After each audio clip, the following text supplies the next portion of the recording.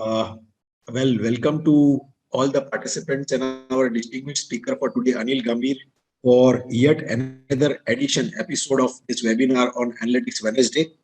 Today is the 16th webinar which we are holding, every week, Analytics Wednesday. And the topic is Analytics for Finance and Audit, of course, the CFO perspective. So we have got a very distinguished CFO today. Just stepping back again, I just like to again introduce that Sama Audit Systems and Software Private Limited is at the forefront in providing solutions, analytic solutions, continuous control monitoring solutions. Like IDEA is the flagship product solution.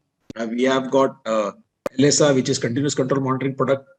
We have got Smart Exporter, which is a direct link to SAP to extract data from SAP.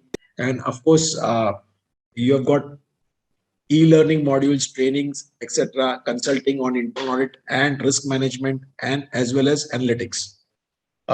With that short introduction, let me also tell you that this program is supported by the Government of Canada Trade Commissioner Service, which is quite prestigious for us. And I'll introduce Anil Gambhir formally. Informally, a great friend, a great professional. And I have taken the liberty of reading out. I'll read out only few excerpts from his biodata because he's a who's who, and it runs so long that I'll say next 2 or 3 minutes I have read out all the major part of his biodata, but I leave out a lot of things. So Anil, with your permission, I'm just formally introducing you. He's the CFO at Blue Dart Express Limited, South Asia's premier express air and integrated transportation distribution logistics company, part of DPDHL. Everybody, all of us call it a DHL. It's DPDHL, but it's a German conglomerate. Anil has a rich and varied experience over 30 years in accounts, finance, taxation, treasury operations, and audit. He took over as a CFO in 2017. Has been instrumental in promoting financial excellence and reporting while keeping an eye on the critical cost factor. He is responsible for finance and strategy, investor relations, accounting and costing, and risk. He has been a Blue Data since September 1998 and was elevated to Senior Vice President Internal Audit in 2003. He's been conferred various awards, accolades, recognitions, some of which I'm saying is Award for Cost Control and Management at the 8th Annual CFO 100 Program. He has won Top 100 CFO Award consecutively for 4 years from 2018 to 2021. He is earlier honored with the CFO Next 100 Award at the next CFO Next 100 Award in 2016, recognized as one of the top 100 upcoming finance leaders of India at the 4th Annual CFO Next 100 2015 Award, to name a few. These are just few.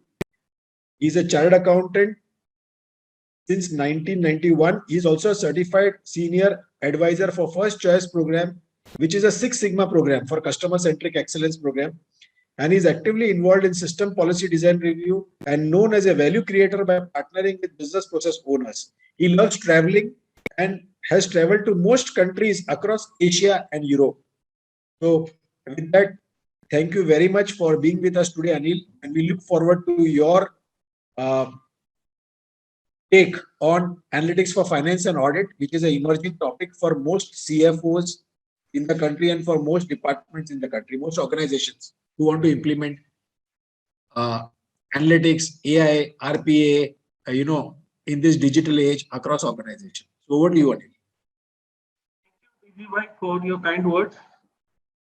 Basically, I'm still a student and learning quite a lot. And the topic which you have given to me to speak, I think is a very vast topic. So I will try and share my learning, on this subject. But before that, I think if we look at current scenario on analytics, can I do I have right to share the screen? Yeah. Yes, Anil, you've been made the president.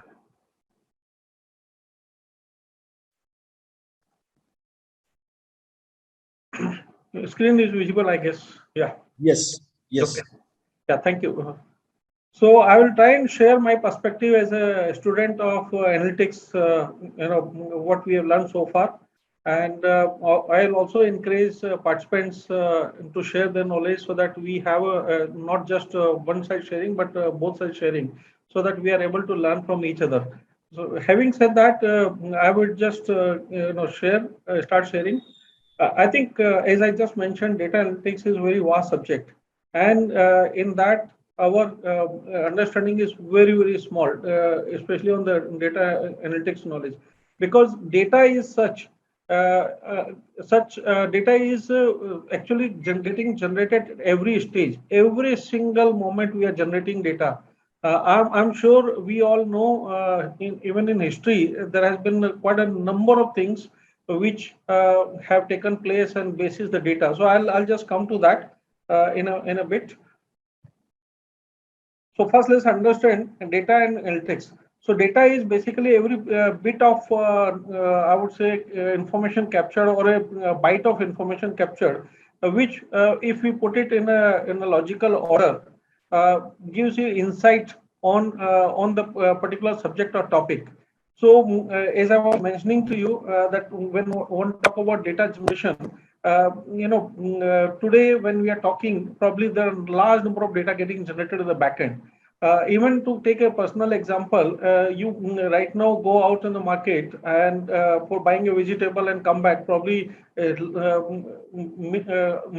or GBs of data would have been generated, because nowadays systems are such, there are so many places CCTV is placed. So all this would have been capturing your data of movement. Similarly, the shop and you move out of society, everywhere data is getting generated. So if that data, many times you would have seen that many people use it for various purposes, including the behavior of a person, or the activity which a person is undertaking. So that's where data analytics happens. So just to give you a little brief, the data, if arranged in a logical order, provides insight on the subject which you are trying to understand.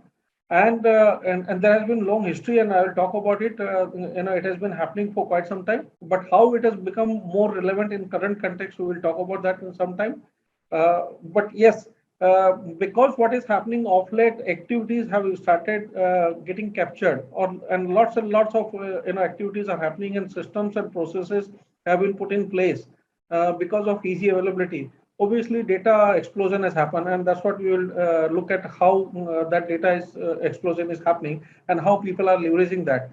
In the current scenario, if you look at some of the companies which may not have a strong business model at this point of time, but generating a lot of revenue, and I'm sure recent cases of be it Zomato or be it Just Dial, how they have generated value for the investors and also for the owners. And people are capitalizing on that. So here is historical evidence. In Hanuman Chalisa, we find that there's I'm sure all of you know about it. This mention in Hanuman Chalisa, Yug Sahastra Yojan Par Bhanu, Lilio Tahi Madhura Phal Janu, and how, just see here, each thing has been measured. I'm sure when somebody is measuring it, there's a lot of data behind it for it to measure.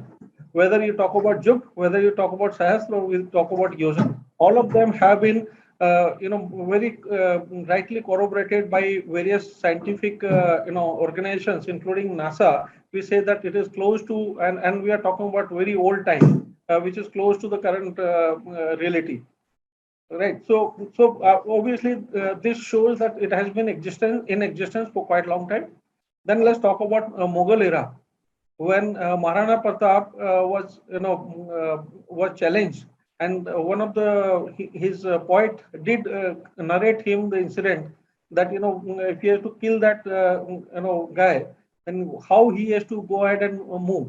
So it's a very good saying that Char Baas 24 Gaj Ashtangul Praman Ta Upar Sultan Machoko Chauhan, meaning he has measured that and given by way of a poetry indication to Chauhan that how he can take his aim on his enemy. Similarly, who is not familiar with this picture? I'm sure this picture also convey. We know this picture, and also there is a science behind it, and that it takes a certain defined time frame to which the entire thing goes down, and then again you turn it, and again takes a similar amount of time to come back. I'm sure you are able to relate with that. Now we talk about how this data explosion is happening. there are a number of regions through which explosion has taken place. One, that businesses have now gone global, and as a result, a large amount of data getting exchanged with organizations. Because there's a cross-border transactions happening, regulatory organizations or regulatory framework is also asking for data. Even business, when happens cross-border, there's a data exchange basis which entire working happens. There's a business promotion and treaties also government is undertaking, because of which which has facilitated businesses to become global. Then we have seen internet expansion over a period of time through 2G, 3G. Now we are talking about 5G, which is fast speed and will generate more data as we move ahead. And also there are multiple options of data connectivity. So earlier you had only lease lines. Now you have multiple ways of connectivity through which data is getting captured.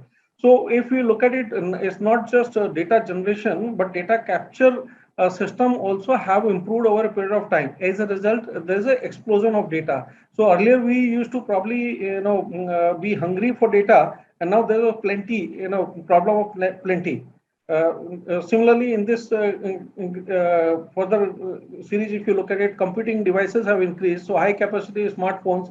So earlier we were clicking pictures on reel, and now we click on a digital mobile, and it generates a lot of data and a number of photographs which people take, and also that backend data is there.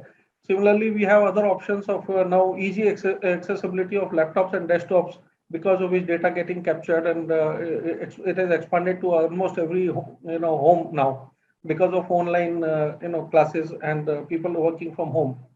Similarly, people are more than willing to give out their data on social media, be it Facebook, Twitter. So it's not just making a profile, but also sharing their events, good or bad, or wherever they go, they've been sharing the data. So obviously that adds to data. Then the further, if you look at from last 10, 12 years, there's an e-commerce expansion, explosion which has happened. So people are now able to do online shopping, and also have a convenience of making payment conveniently from sitting from home, which if you look at 20 years back probably was not a reality, but now it has become reality, that from your mobile phone, your laptops, from anywhere, you can make conveniently this payment to the seller. The major part also on data generation is also process automation. The more automation happens, the more data gets generated, and that is required, because now if organizations need to compete, they need to be efficient. For being efficient, obviously first you need to have data which can be converted into information, and then through analytics one is able to decipher that where they can take corrective action, or where there's efficiency possibilities are there, which they can work on it and realize that efficiency.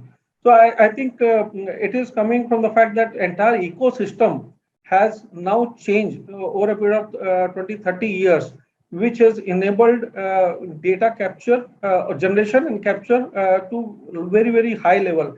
So I still recall that in the early 90s, we used to have computers with some MBs kind of a capacity, which now we talk in terabytes and maybe and maybe beyond that.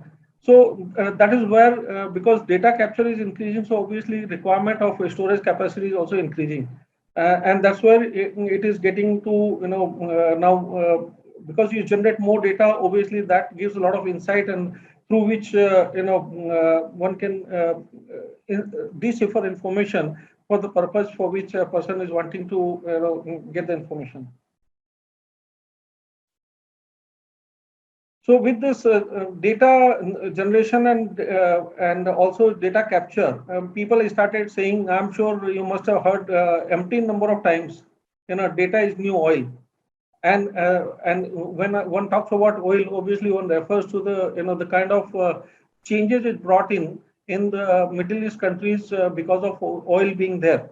So similarly, in the companies who are having data and capability to get insight from data through analytics, they are able to make most of it and drive value from the market. And that's what I was referring to recently. Number of companies who have used data to their advantage. And that's why it is not just oil. Now probably it has moved beyond oil and generating much higher values as compared to the traditional companies, where probably data is not as much in focus as much the new age companies which are looking at. So I come to the typical organizations where there are a number of stakeholders. When one looks at in an organization, there are outside stakeholders and there are functional working. So in a typical organization has a stakeholder is a customer, vendor, employees, regulatory authorities, shareholders, society and environment, bankers and competition. All this in the ecosystem, organizational outside ecosystem, you will see that all of these have information, organization has information about them and tries to analyze information for their own advantage and carrying out their own business. So this is from outside perspective. When you look at inside perspective, there are multiple functions in any company which allows generation of data. And that's where inside information, when you merge it with outside perspective, probably gives you a lot more insight and a lot more, food for thought as to what action can be, undertaken to capitalize on the value which data is providing. So there could be multiple approach. One could be looking at within company through various cross-function data generation. Other could be the internal data combined with outside data put together and generate valuable information through which organization can move ahead and plan the growth accordingly. So whether one talks about competitive scenario with the revenue function or competitive scenario with the finance function or with operations, this combined insight could be very, very insightful for any company. Now, since our topic is especially related to financial analytics, so what is the use of analytics? In a layman language, it is said that generally to know about the organization as to how organization is faring, whether it is doing well, whether it is in problem, or whether likely to get into problem. All those kind of insights on the basis analytics are understood by the outside world. Even within company also many times such analytics are done to understand that if currently performance of the organization is good, or if it is not good, what measures are required to be taken to improve the performance. Similarly, if moving from the organization performance to further details, like one talks about how do you take care of assets which are there, managing assets, and now with the cross-border business happening and globe is becoming a village, or businesses are expanding cross-border, obviously this becomes much more complex for any organization to manage the assets which are there at various locations. It could be a tangible asset, it should not be restricted to tangible asset. Even there could be intangible assets as well, which needs to be managed, and for which analytics could help in terms of whether asset is required to be acquired, and if it is acquired, how do you manage and take value out of it, and for the purpose of business. Similarly, risk management of company, one needs to look at it through data analytics as to what kind of risk company get into. And now here probably the combination of inside versus outside data could play a vital role, because one, that internally what company is facing the challenge in terms of meeting customer requirement, outside competitive scenario and overall government policies, all interface could be merged together and see that whether company would face any major risk from that perspective.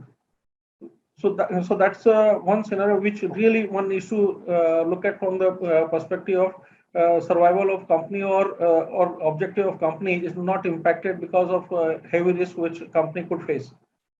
Then investments.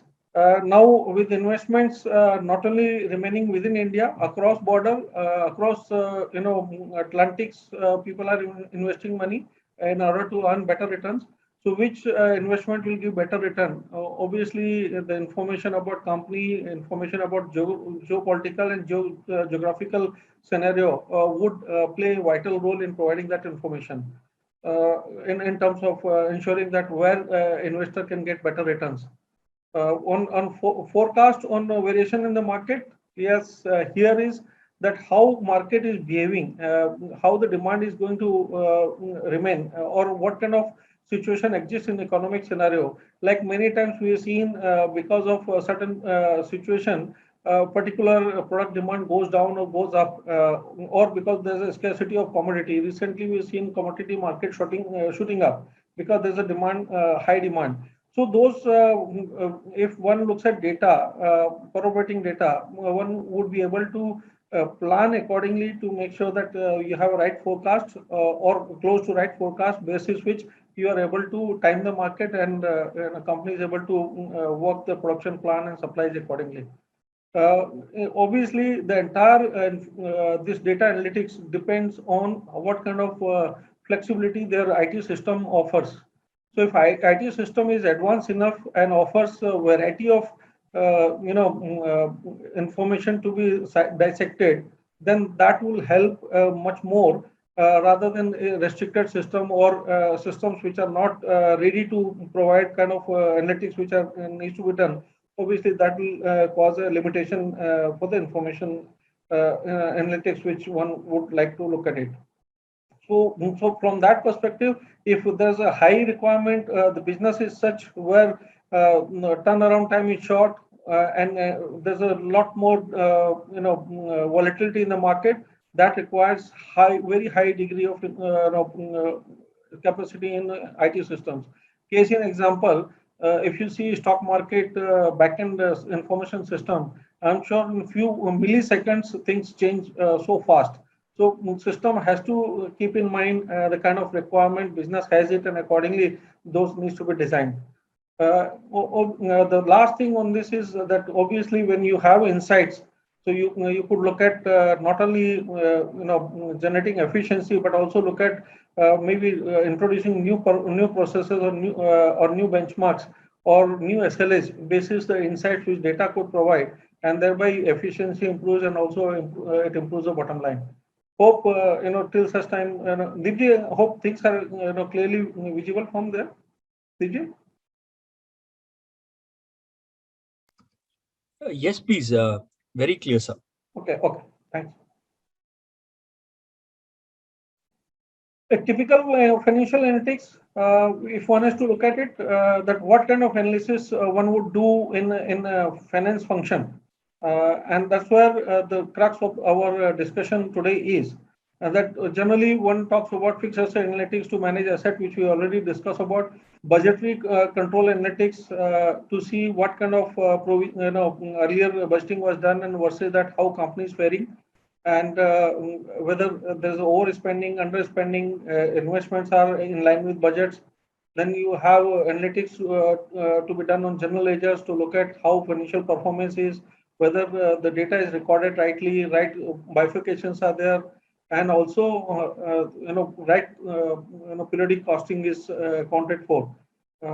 Then obviously typical analysis which any accountant will do is look at profitability analytics, which is like how is the customer, each customer, each product or each channel is driving company profit. What are the levers company can use it going forward to improve the profitability? Whether could it be pushing certain products which are more highly profitable, whether that will help, or certain channels which are highly profitable, or channels which are not doing well, that through insights one can see that what problem they are facing, through which those corrective actions can be initiated, and that drives the company profitability. Payable analytics also helps in terms of managing working capital to ensure that that when vendors are paid on timely manner, or right contracts are entered into with them, right pricing is finalized, cross vendor comparison could be done. Similarly, on receivable analytics side, one needs to look at it, what kind of payment pattern one is observing, what kind of claims customers are raising, then what kind of cash cycle company can look at in terms of managing cash flow, and also look at if payments are not coming from customers, what are the risk of bad debts. So these are typical analytics which I'm sure most of the people who are on this thing know some of it. They do day-to-day basis this kind of analytics. Whether an organized manner or unorganized manner, somewhere this continues to be on the back of the every responsible accountant. Then the other side is manpower cost and payroll processing analytics. What is the whether minimum wages compliances are there, or whether timely payroll payments are done, or what is the payroll ratio to the revenue. All those kind of analytics helps, in benchmarking within industry and across industry, whether the company needs to take any corrective action in terms of retaining people, or is it that somewhere compliance is an issue which needs to be ensured. So all these insights can this analytics can provide. In addition to that, there are a number of regulatory requirements under payroll in terms of compliance. If they are not done, what kind of risk organization could run? All that can be taken care of. Treasury is one of the area where maximum analytics are done in terms of maximizing returns. So either you are sourcing funds or deploying funds. So if you are sourcing funds, obviously you would look at it various options and which is the which option you would go for, which kind of facility one would go for in terms of minimizing cost of capital. And similarly, if you are deploying funds, then you would like to maximize in various options available in the market, including whether it's liquid funds, or is it mutual funds, or is it kind of long-term funds, or is it fixed deposit, where you put in money in terms of to maximize your returns. Here also one needs to look at the other side of it is treasury also happens foreign exchange. So optimum time, obviously nobody can do timing for the market on the pricing, but still from the basis the possibilities, one tries to optimize the return, the best rate one can get for remittances or even for realization of export proceeds. So that is where treasury operation analytics helps. In investment decision and ROI analytics, this is I'm sure everybody is fully aware that what is the kind of return company looks at it, what kind of borrowings costs are there, what either investment will generate, what options are there in terms of whether to invest or to go for leasing, etc. All that is undertaken under investment decisions. Internal control and 4I concept, obviously this is one of the requirements for any organization. So any kind of exception, overrides, or authorities which are provided to people, how they are being exercised, analytics can help in identifying those occasions and also put through for corrective action. Then there could be certain pre-built data models which are particular to industry. One can look at it, on a type of industry like logistic company would have different standard data models or matrices on performance versus product company or manufacturing company or service company or hospitality company. Each one would have different matrices to analyze it. And I'll be talking about specific to our company, what kind of use cases we have. I'll be talking about it that in a few sometime. Proactive intelligence, obviously, it's a signal about a potential issue, more from the risk management perspective, that if you keep doing analytics on the data and it can show a trend, which could be a potential issue which company needs to resolve. It could be in terms of capacity utilization. It could be a risk which could derail the objective of the company. It could be the project which could get under problem and get stuck. It could be related to some changes which are expected in the industry verticals. So all that proactive intelligence would help, in terms of potential issue to solve it timely or take alternative, action so that the objective is not, compromised. So next slide we will deal with the, what is the importance of financial analytics and why it becomes important for the business. One that we have seen that nothing is permanent except change, and we have seen the business model changing. Business models, earlier we heard of only B2B, now there is a B2C and D2C new models which have come, and I'll deal with that in next slide, what kind of these models are and how it has impact on how analytics impacts that. Because each one has got a different kind of characteristics which needs to be analyzed. Then changing role of finance department with more and more automation happening in financial area, financial processes. Obviously, people will be able to focus more on where the value is, or analyzing that how business goals can be reached in a better way, or how the targets can be achieved in either overachieved it by way of taking certain corrective actions, or what are the impediments which could impact the target which can be managed in timely manner. So that is where finance, because of changing role, because of the entire business perspective needs to be seen, and not just from finance perspective. In operations, what kind of problems could be there, which could impact the plan of profitability. So all that overarching view, finance needs to take, not just within remaining within the finance. And that's where there's a need of analytics, because it just cannot be remain within finance, but also all operational data would help in terms of what kind of thing in other functions which could derail the profitability plan or the top line plan of the company. Then business processes, obviously, with the automation and businesses become going cross border and multi countries. There's a complexity increasing day by day. Even within country, there are there are a number of things which change over a period of time. So because of these complexities, obviously, with the adoption of technology, the people try to solve that problem, and because of that, if business processes are changing, how those business processes can be analyzed in a different way, through which one would have a better scenario, efficient scenario, because and alternate scenarios, because now it has also become very important that one should always have alternate scenario ready from business perspective, so that if one process gets into problem, there's an alternate scenario which works.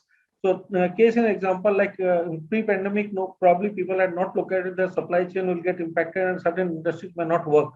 So, if or certain businesses would not be able to supply the material because of issue related to transportation, or maybe like I'll give you a live example. During wave one, everything was closed. So, if somebody had planned to import and manufacture, obviously business process was defined that you will import and manufacture and distribute. Now for 2-3 months when lockdown is that there's no import allowed. So obviously you one had to look at alternative option of sourcing locally and manufacturing and accordingly distributing. Otherwise the entire business plan goes for a six. So this is where analytics helps, that if one issue or the one process gets into problem, how do you take care of those complexities in an alternate scenario? And also, obviously, sometimes because of fluctuation in foreign currency and also geopolitical situation, also creates a problem. Like today, if you take current scenario of Afghanistan, if somebody had some supply chain either shipping into Afghanistan or coming from Afghanistan, will be completely blocked. Now, this is geopolitical situation. How does one handle? We have seen during pandemic, many countries came together to look at not dealing with China and sourcing from somewhere else. Now, those kind of decisions when happens overnight or situation occurs overnight, obviously business process needs to change to ensure continuity of business. And from that perspective, what alternatives could be there? Analytics only could help in that case. Integrated analytics, it is integrating a number of information. One could be financial information, other could be non-financial information, there could be competition information, which needs to be tied together to get insight through which one is able to drive business efficiency and business processes. So that in case of any problem they face, one would be able to handle and solve that problem. Then role of data warehousing. Now, data warehousing actually is dependent on that what kind of data, how much data you are storing. If you are not storing, though you may be generating a lot of data, but if you are not storing them, or your storage is not capable of allowing data analytics, obviously then that will create a problem. That will be a limitation for analytics. So to ensure that one is able to do proper analytics, then obviously the storage, all sorts of information which is generated during the transaction should be allowed to be stored, so that smart decisions can be taken, and data or availability of data does not become a limitation. So if that requires certain changes to be done in capturing and storing data, obviously that would help in getting better insight. Now here I'll talk about changing business model. What the previous slide you saw, there's a little more detail, granularity detail on B2B. What kind of business which are generally manufacturing, yeah. Okay, there's some issue here. Okay, one is that B2B businesses we know do not go by slide. I think there's some correction issue, and there's no B2C here, B2B here. So D2C is copied by mistake. So B2B business is traditional business where one is able to sell to the business for further transaction or further processing through which one is able to sell to the consumer after adding value to that. But if you look at B2C scenario, B2C scenario will have two scenario currently, which are retail physical store, where actually physically people go there and see the product and buy. And other is online retail, which you talked about, e-commerce, where one goes on set internet, searches the required product and buys and pays there. So the retail online and retail physical store is part of B2C, but then one is physical and one is online module. There's a new model which is coming up with direct to customer, wherein a manufacturer directly sell it to the product who is actually consumer. So these are the models which currently are in use, which would require a different kind of analytics. Retail, physical retail will require different kind of analytics on footfalls, number of people coming in on a particular day, on weekends, and what kind of promotions can take place as against what strategy retail online will have to attract their customers, to offer have certain offers. And also obviously we know about B2B, which is a traditional business. Now come to the real the modern form of analytics, which is a little beyond versus the normal analytics which we carry out. And these are high level and very, very advanced kind of analytics which are undertaken in basis the high capture of data or explosion of data which is stored and analysis is done. Generally, it requires large amount of data, unlike the normal analytics where you have some information basis where you can do certain analytics. But here there's a one that you need a lot of data, and second, you need to have expertise to do this kind of analytics. Not everybody can carry out this advanced analytics. Obviously, there are data analytics and the data scientists and sometimes I hear there are doctors, people who are doing PhD in data analytics, which are called doctors. So obviously, that kind of specialization is required to use this kind of analytics to get insights, which is very high, very, very advanced insights, which one would be able to take out. So generally, depending on industry to industry, these tools or this kind of analytics are undertaken. Not all the analytics are applicable or may be used by every industry, but yes, depending on use case, these analytics are used. I will dwell on it that how from current scenario or historical scenario it takes into the future scenario. Here it is. So depending on value and difficulty, one could look at from historical information to getting into foresights and which kind of analytics helps in that. So the question one can answer basis the historical data or hindsight is what happened, and that kind of solution one can look at through descriptive analysis, whereby one uses the historical data and basis that one tries to see that what has gone wrong because of which I'm not able to achieve what I wanted to achieve. Then this is basis purely on the historical data. Then if you move ahead in advanced analytics, one tries to look at it, why did it happen? So one is what happened, and then why did it happen? That happens through diagnostic analysis. Again, using the data, which particular process or which particular location or which particular country did not do things rightly, or what are the reasons for failure. That one can do through diagnostic analysis by using the data, and that will give insight as to where the corrective action lies. Now, if you move from current scenario, why did it happen? That even this is also a postmortem, because both descriptive and diagnostic is happening on the historical data for corrective action. Now, if you move further ahead in terms of difficulties and better value one is to derive, then one needs to look at productivity, predictive analysis. So what will happen if I do certain things?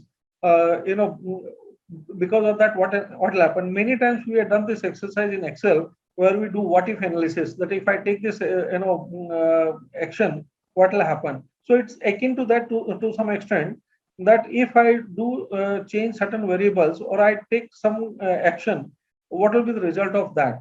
And basis that, using historical data and adding the additional input, one could try and have a predictive, information which one could look at from the planning perspective, or getting readiness from the for the organization. That could help.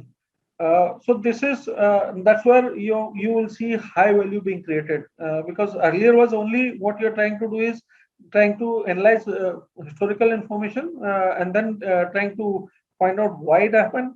Then what will happen if I do certain changes?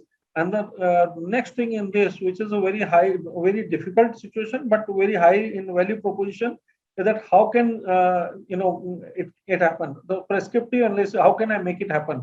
So it's a more from perspective side that you decide that how certain thing needs to be done, how I can do it without having much of a difficulty. So all these things basically uses historical data, but then certain interventions in additional interventions helps you in carrying out this analytics. And this prescriptive analysis is generally used for if one is looking at getting into particular kind of a target, and then to achieve the target, what kind of action needs to be initiated or what needs to be done. That can happen through prescriptive analysis. Now there are certain examples of this which I'm not getting into this too busy slide, not getting into too much. But then generally these are all in day-to-day thing. Predictive, we use it many times in forecasting, that what kind of basis of historical data, and if I take seasonality into account, what kind of revenue or what kind of profitability target I'm likely to achieve. So that is where predictive analysis generally is used by accountants. I'm sure many of the CFOs are there. They must be familiar with this. And the big data obviously is a completely different thing, where you use, you may not be aware at this point of time what insight will be there, but you try to use a huge amount of data to which could be structured or unstructured, both kind of data, to find out what actually are the trends, basis which you can prepare your strategy to handle your business. So here, generally, your latest tool like machine learning and also artificial intelligence could help in terms of putting those analytics. Cognitive is more towards one tries to see using generally from the text point of view. So generally, we see in finance data is available in numbers, which are which can be easily used for analytics. But sometimes this information is not available in a structured form, and they are available sometimes in a text form, or also mix of both.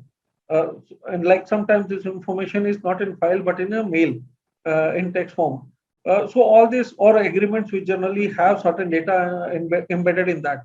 So cognitive analysis helps you to pick up data from those kind of data sources, and also put in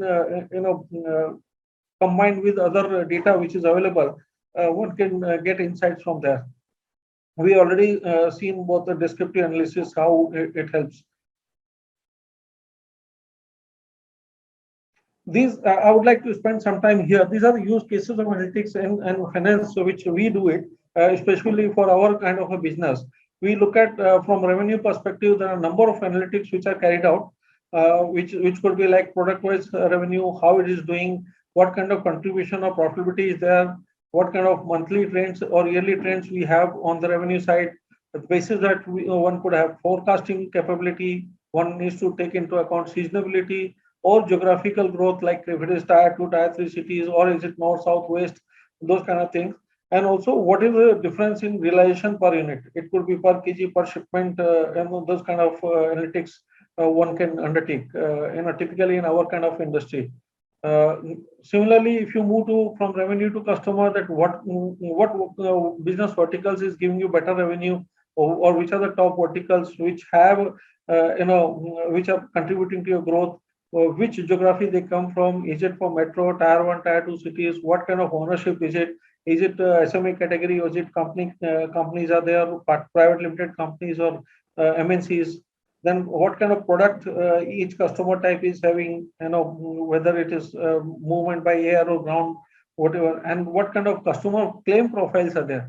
So you may have revenue, but then if customers have a claim, whether right claim, wrong claim, what kind of profitability basis the commercials customer is having, what kind of payment terms we have with the customers, whether that helps me in terms of managing my working capital better, what kind of revenue trends customer has it over a period of time, and what kind of possibilities of bad debts are there. So these are typical. I'm sure each industry, finance guys are doing their own kind of analysis, and quite a few would be common, and quite a few could be industry specific. So, like if I extend it to hospitality industry, somebody looking at each customer, how many room nights a customer is given, what kind of relation I have from different customer categories, whether again how much is my retail customer and how much is from corporate customer. Those kind of analytics could hospitality industries must be doing it. So from that perspective, I think analytics is in use, but then it degree varies from basic analytics to advanced analytics, and that is where it depends on what kind of problem you want to solve, and basis that the kind of tool needs to be selected for analytics. In operations, if I move, like what kind of whether operations is by air or road, whether it is into metro connectivity or tier 2, tier 3 connectivity, what kind of service levels one would have, operation is able to deliver, what kind of timelines, what are the region codes, if they are not able to deliver, what kind of weight category we are carrying. Similarly, on customer service, where call centers are there, what kind of calls will be there, what talk time they are using, how fast they're able to resolve customer complaints, what cross-selling customer service does, what kind of bookings do they have. Similarly, on manpower, which is common, like productivity of manpower, what is the ratio of frontline to management, what geography they are, what age profiling is there, what kind of gender diversity one is having, what education background of the population is there, how many people in each grade function, etc. So this is all kind of analytics which are undertaken, which are quite useful for organizations, and not only for improving productivity but also benchmarking within industry vertical and also across industries. Operation cost, fixed versus variable, whether you have ABC costing, what kind of each product wise costs are there, what kind of overheads are there, what geographies, whether some geographies have high overheads, some geography may have lower overheads, what is the cost per unit, what is the product wise cost, marketing, advertising, etc. So all these are and especially let's spend some time on last two, because treasury we already discussed what kind of deployment, liquidity ratios and forex covers, etc. So profitability analysis is generally done, and like what is the gross profit margin, what is EBITDA margin, how one can improve EBITDA, what kind of actions are required between, what is the difference in terms of margin between EBIT and EBITDA or EBT, what is the PAT, how tax planning can be done to improve PAT. There are trends and forecasting and what kind of risk which could be there. So these are typical analytics which are done related to profitability. Then we all know about ratios, that profitability ratios, current ratio, liquid ratio, current turnover ratios are there, debt coverage, so there, EPS, DSO. DSO is debtors outstanding, receivables basically, DPO, payout ratios, etc. All these are part of analytics, which we may not be putting in the category of analytics because these are basics, but then they do help in terms of looking at data and taking corrective action. Unless somebody has got some specific plan where advanced analytics are required. So with this, I guess just last slide on to benefits of analytics in the finance. And then we'll talk about what are the analytics role in audit. So we see see the future through analytics, which provide basis the trend and also the actions which we initiate in terms of what can be done, what interventions are required basis, what would be the result of that. So one is able to see future basis the interventions and the data insights which one gets it. Then lots of information which the big data, one is able to derive insight, and which will be small nuggets of insights will be there rather than you looking at full data. That actually is done once the analytics are run by experts. Then they convert the big data into the real meaningful insights, which organization can take benefit of and move ahead and take corrective action and implement those plans. Then, as we discussed earlier, the data allows you to put things together, which could be internal, external, where you could have internal data and mixed or arranged in such a way with external data, which could be meaningful, which will help in generating the meaningful insight, and which, if you don't merge it, if data analytics is not done, probably this kind of insight may not be available. So these are the benefits one can derive directly from putting things together. One is able to drive the actions because you have a backup of data basis which a decision has been arrived at. So this gives a high confidence for a person who is driving performance or trying to achieve certain results. Be more strategic. Obviously, it because it increases value. So obviously, this boosts confidence of people who are implementing that. So with that, I will take a pause here for the finance analytics. I thought insight on what we understand. Sometime maybe we know it. Sometimes unknowingly that it is part of analytics, but we do carry out this kind of analytics on day to day. Yes, right now we are not talking about advanced analytics, which is a very, very different subject and very expertise-oriented subject. But we did have a look at what kind of analytics those are and how one can implement if there's a need be. Over to you, Deepji. Yes. So, may I take 2-3 questions, on so far whatever you have discussed. One is, I think Satish had a comment that, you have a very rich experience in internal audit and reflected in the presentation. Now you are a very successful. You have really progressed well in your career. That was his comment, but he had a question on slide. Deepji, I'm not able to hear you.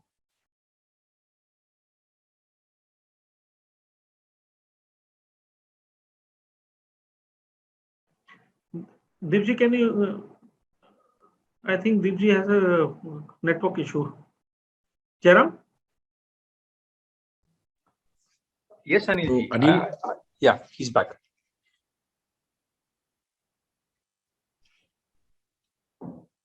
Hello, Anil?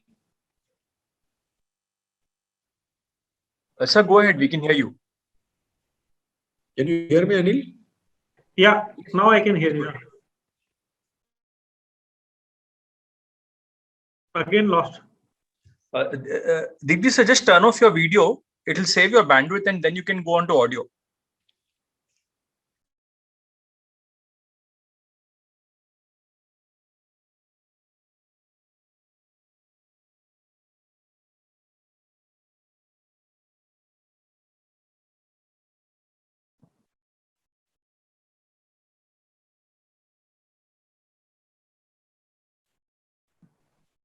Can you hear me, Jairam? Yeah, now loud and clear. Yeah. Okay, Anil, there are questions for you. I think Yeah. there's a question. You heard Satish's comment, but there's a question which he has put slide number 13 on integrated, analytics. As a CFO, do you see internal audit being the captain and lead the initiative, or internal audit just an active player without some other function taking the lead? Deepji, I am not able to. I think you talked about integrated analytics, for the finance function. Yeah. Hello. Captain, will I lead that analytics area or just an active player with all other functions, Can you repeat your question because I'm not able to hear you properly? I'm sure, is it a problem with my network or is it, Deepji, your network? I think DP my sir, network. DP sir, Jairam, can you Yeah, please take Jairam, over if you heard it properly, can you repeat? yeah, Jairam. the question from Satish Shenoy ji, Anil ji is on slide 13. You've referred to integrated analytics. So the question is integrated analytics as a CFO. Do you see internal audit being the captain and lead the initiative, or just an active player with some other function taking the lead?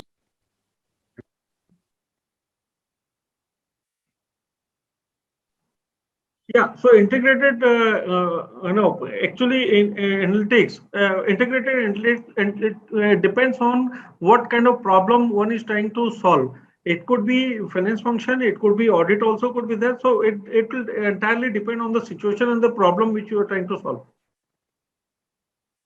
Or could be in some places one would see that CEO's office also could have integrated analytics done in terms of looking at what kind of insights data could provide. I'm not saying CEO will do it, but CEO's office could also review it.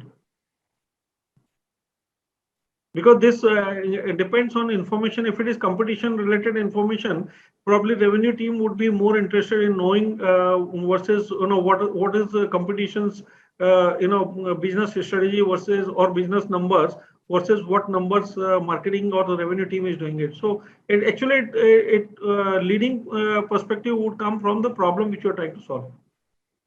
Right. Great.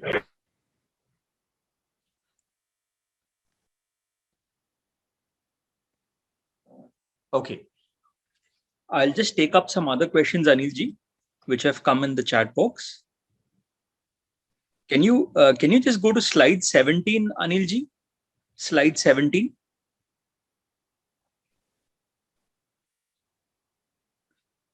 Yeah, so Abhishek Gupta just wanted to, if you can just give a perspective on this slide again, on slide 17. So perspective here was that these are use cases for different kind of analytics. Now, what kind of insights they provide? Like predictive, we said that when you have historical data and combined with additional inputs, one is able to predict what could be the target or what could be achievable numbers. It could be related to revenue, that if you are in facing a festive season, how during festive, how much incremental business you get at that, and helps you in predicting that what kind of top line you could look at it. Similarly, from bottom line perspective also, that if you are getting into certain cost areas which you're going to incur in some time, so adding that input to your current trend, what kind of cost impact you will have, and as a result, what impact you will have on the bottom line. Right. Thank you. Or what kind of opportunities are there which can be tapped? Like when I say, it may not necessarily be related to seasonality. It's just one example. If there is some particular project is happening which could increase demand, so basis that, if you are one of the supplier, how that demand is going to be impacting pricing, and also your own output in that particular field. And that can be built in a module and to arrive at what numbers you would look at moving at. Yeah. Sure, Anilji. Thank you. Anilji, I think there's a final question from Palyanappan. He would like to get your input from your tenure as an audit head. Any example of how, an important example of how analytics helped with regard to internal control monitoring? Any example which comes to your mind? So there are a number of things when you talk about data analytics, especially on the cost control side. There are a number of examples. In fact, one of them is already printed, in one of the books which Deepji had printed. So how do you convert a cost scenario to a revenue model, which was related to, that innovative solution which one had worked on, whereby a cost which was being incurred by organization, and whereby that requires a lot of control to be put in to ensure that it does not get into your liability, monitoring those cases, and from there to that into revenue model, which probably is very healthy situation where everybody is win-win. Is win-win for everybody. So that is one scenario where one would like to look at that. Not just solve the problem, but also generate revenue out of it. From control perspective, I think from asset side, wherein if you do not, through analytics, you try and find out what kind of assets are there and how they are moving into various offices. And that control, if you establish, obviously that will ensure that you have assets available for company to utilize in an efficient manner. So there are a number of examples which are there, control perspective. Thank you, Anilji. Anilji, there are no further questions. Well, in the interest of time, I'll just run through because some of the things are common on between, because both audit and finance both use data. So Right. both are customers for data which is generated by various functions.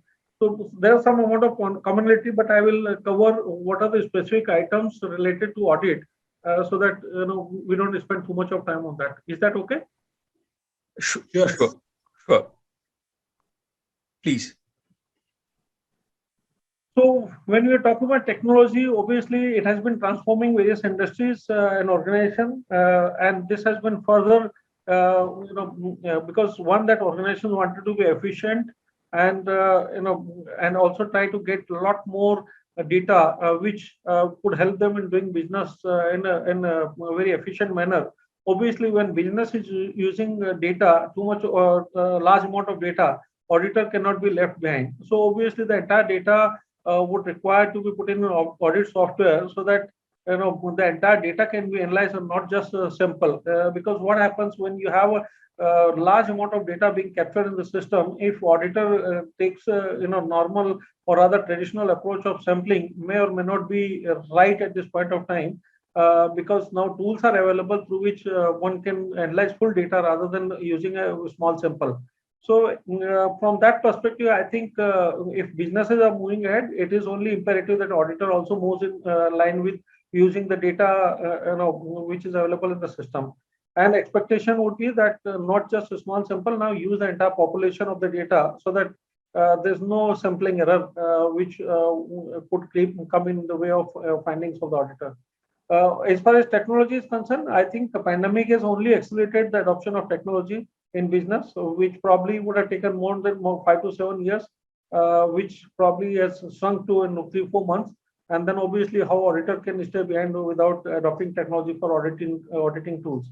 As I mentioned earlier, now with more and more data getting generated, we are in a situation of plenty from the earlier scenario of scarcity. So earlier, when scarcity of data was there, one could look at traditional way of having sampling, small sampling. But now with a lot of data being available, system being available, and obviously one needs to analyze the full data through using the right tools. So obviously the procedures which were being carried out earlier on a manual basis all have got it is possible now to use all those procedures through system. Most of it one can use it now. Like case in example is continuous monitoring, and also tools like IDEA, etc., could help in analyzing data insights and also give exceptions for analysis to the auditors. So I think obviously data analytics becomes a key tool in internal audits transformation. Now, why data analytics in audit? Obviously, we just spoke about transformation because of a lot of data being available, which can be analyzed for generating insights. Then facilitates risk identification, because large amount of now data is there, through which insights could be very, very different because as compared to earlier small sample of data. So it facilitates better risk identification. Because entire data is getting analyzed, and basis geography, each geography one can get insight on what kind of different risk could be there in different geographies. So obviously that could help in that perspective. And as I mentioned, that now expectation is that 100% of population to be used for, instead of a small sampling, which could whatever error estimations are there could be done away with. Obviously, with the system being available, you don't need to have a large team to analyze data because the tools can be used with a smaller number of team members. And obviously, it delivers value-added suggestions to the organization because the chances of errors are reduced. Here is how you can integrate analytics and audit approach. Traditional audit approach was that you finalize your audit approach and confirm the scope and then do audit through sampling and report. Now here is a completely different scenario. You identify the what kind of analytics can be done through which obtain the data and do analysis and identify the potential issues, and then do targeted testing because you will know where the exceptions are which are beyond the normal process, and then only focus where you do testing and analyze them, and then you will get results of that. Obviously, with the data, a lot of data being available, selecting tool becomes very important as to what tool will be useful where. So one needs to take into account, while selecting tool, that what kind of problem you are going to solve and what is appropriate to tool to reach to that, and whether you have a right expertise to carry out that analysis. And understanding of the data or insights of data is rightly interpreted. From that angle, I think one needs to select the right tool. There are a number of tools which are available currently. I talked about IDEA, ACL, teammate analysis. Number of them are there. Microsoft Excel in any case we use it in day-to-day working. Report writers, Cognos, Microsoft Dynamics. There's Oracle, ClickView. A number of tools are there. So depending on what kind of data and what kind of expertise one has it, the comfortable with the tool, and accordingly it needs to be selected. Now, use case of data analytics and audit, and this is where some time less is spent on it. So one is that the audit always looks at first the risk management, how risk can be mitigated, and that's where data analytics will give insight what kind of risk organization could face and how do you mitigate that. The entire thing would be data driven, and probably that could give a right perspective in terms of handling the situation or mitigating the risk. And how do you mitigate the risk? Again, if you have data-based approach, obviously that will be much more beneficial for organization rather than a gut feel basis approach on mitigating the risk. Continuous monitoring, obviously this is 24/7, 365 days can be deployed, wherein all exceptions are highlighted, which could be further deep. One can look at deep diving and trying to understand why those exceptions are, and then take corrective actions, and so that there's no impact to organizations. Internal control on financial reporting. Obviously, when auditor carries out audit, they also look at what kind of controls are there to ensure that financial reporting which our organization is doing is rightly recorded. All the transactions are rightly recorded and rightly being reported in the financial statement. So this generally is carried out by statutory auditors as well, in addition to management and maybe internal auditors sometimes. So that gives insight if there are some issues which gets highlighted. Obviously, those need to be resolved so that quality of financial reporting improves. Process improvement, we have seen already that number of processes can be improved when auditor is carrying out audit. When he reviews processes through data insights, he could recommend to the management as to what process change should be done, whereby either product quality would improve or efficiency could improve. And we are all aware of special audit or forensic audits which are carried out based on the data analytics, to find out whether there are any frauds and who are the perpetrator of frauds and what amount of frauds was done. So all that is derived through data analytics. I think advantage, all the three phases of audit has advantage in terms of planning, audit execution and reporting.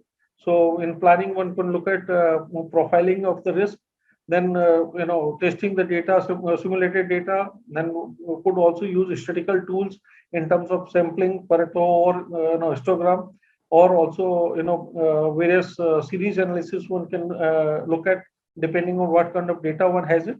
And then obviously from audit execution point, one could be, we just talked about continuous monitoring, then fraud indicators, if there are exceptions highlighted or there are overrides, then predictive risk identification basis the certain trends which will indicate that organization could be heading for certain risk, and then control simulation, that how control needs to be made more effective. From that perspective, one can look at simulate that and then implement in the actual manner. And of course, risk reporting, that what kind of risk quantification when the risk is getting more, I would say, materialized, or what kind of exceptions are there which management has to handle, which could be reported, and management can take corrective action, and also from root cause investigation point of view if something is going wrong. So generally, these are the advantages one can drive from audit perspective, and all the three steps of audit does offer good amount of advantage by using the data analytics. I think with this, I come to end of my presentation. Hope it gives you some insights, and maybe let's discuss and share our thoughts. Over Thank you, Anil. Thank you, Anil ji. Thank you. Anil ji, we really appreciate your inputs, both from the CFO perspective. You've had 2 tenured timelines with as being the head of audit and now as the CFO, and you've given us wonderful inputs from both your experiences, and it's benefited all of us.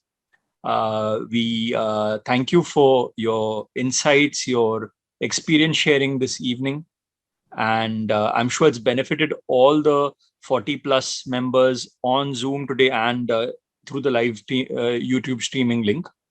So from all of us at SAMA Audit, Deepji sir, me, all of us, we would like to thank you for your insights, your inputs, your experience sharing this evening, and also all the participants who've signed on.